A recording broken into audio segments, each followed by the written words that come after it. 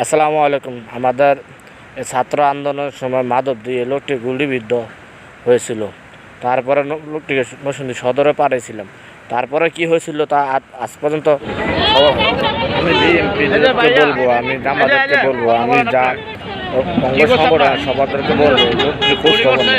লোকটি খুব দরিদ্র একটি লোক ছিল, লোকটি দিনমজুর একটি লোক ছিল। এই লোকটি খোঁজ খবর নেই। লোকটি চিকিৎসার জন্য চিকিৎসার জন্য আন্দোলন শুরু, তার খোঁজ খবর নেই।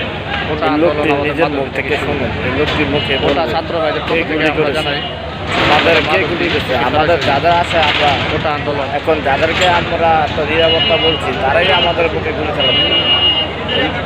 আহত লোকটির মুখ থেকে নিজের মুখ থেকে শুনুন কে তাকে গুলি করেছে, আমাদের মাদক।